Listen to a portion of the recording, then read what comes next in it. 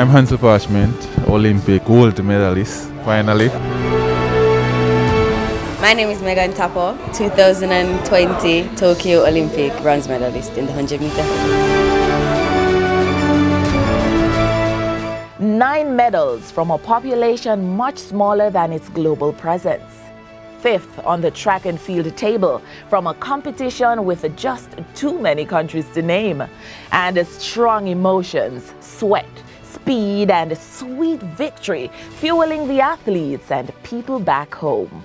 What felt like a long 2-week period has come to an end, and our Jamaican athletes are home from the 2020 Tokyo Olympic Games.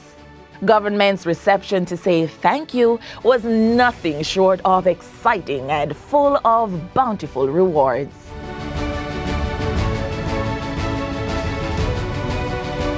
The team did well in spite of the challenges of the pandemic.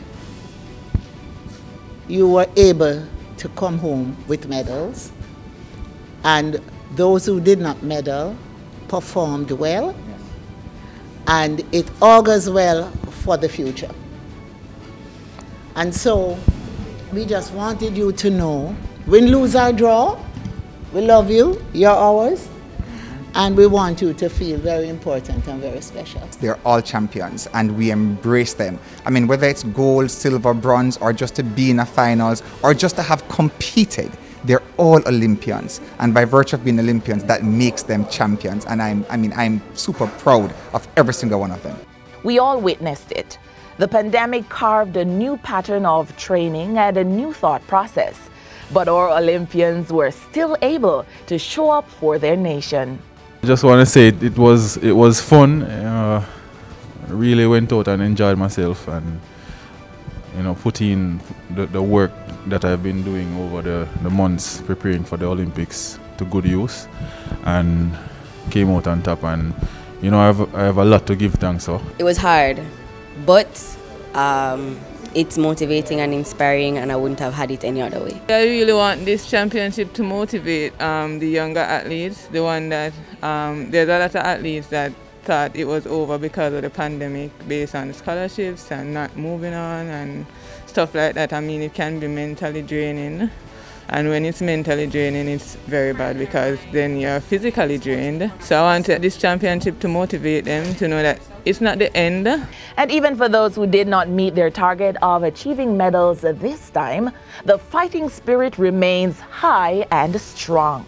The journey was a rough one, but knowing me, the determined person that I am and the work that I had put in, I had confidence in myself, knowing that I went out there and did whatever I need to do to make it to the finals, and that's what I did. I'm happy that you guys are here to make us feel special and welcome. I really appreciate that.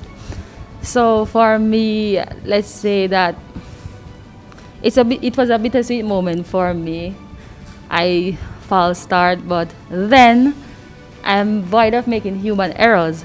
But I will not let that get me down, because being an Olympian is an ultimate test of my worth. So I'm really, really grateful. I just want to say that everything that goes wrong in life, there is a lesson. It was extremely difficult for me after the games were done, because I didn't meet my goals for this Olympics and for this year on a whole. So it was really tough for me to accept that. I think Rhonda summed it up well though. It was really bittersweet, but we can't allow these feelings to overwhelm us and get the better of us, and also we can't allow them to make us lose sight of the fact that we have accomplished a lot. I would like to say thank you to Mr. Grange and Minister Terry Long for the warm welcome that we received coming back to Jamaica after such a long flight. And in Japan, it was, as the two persons before me said, it was bittersweet, especially for me. Overall, the experience was great, and it was kind of rough getting there, but I'm very thankful, and I just glad that I made it there. I think the team performed very well, and I must congratulate each and every athlete. Just being there and being an Olympian is great and all, but at the end of the day, You really want to go out there and do your best. Even if you don't win a medal, you want to go out there and PR.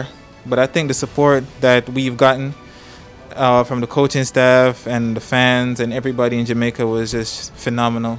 The celebration of these worthy individuals and the team is only just the beginning. Government will be hosting a week-long celebration for all those who participated in the 2020 Tokyo Olympics. The team did fantastic. We got 9 medals and we finished 5th on the medals table for athletics. And this for us is a proud achievement. And we, as the association, will be meeting with the minister to ensure that we properly, show our appreciation to our athletes. It's about all of you who went there. You're all Olympians. And so we plan to celebrate all of you in October. You are our heroes. And Heroes Weekend, the week, Heritage Week, will be the time in which we are planning celebrations for you. The minister responsible for sports says the mission is not just about saying thanks, but also giving support in tangible ways. We have an athletes insurance program where all our athletes are covered. They're covered for life, accident, maternity for the female athletes, and any kind of injury. And we have added to that a program where they can get support from if they're going through any kind of mental stress. That program is also now available.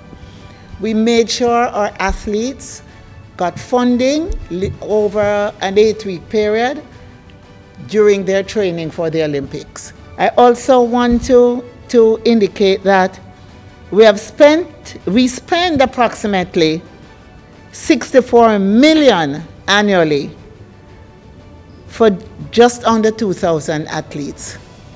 We have spent $64 million annually for just under 2,000 athletes, junior and senior, in all sport disciplines.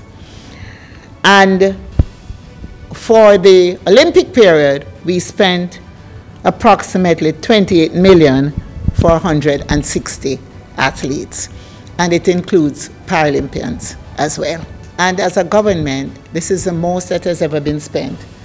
And we will increase the amount as we go along. And we are the only entity that spends this kind of money on our athletes. They are important to us, and we are committed to continue to do so. Now, as we bask in the outstanding performance of our athletes at the Tokyo 2020 Olympics, we have no doubt that the future of Jamaican athletics and sport across all disciplines is looking great.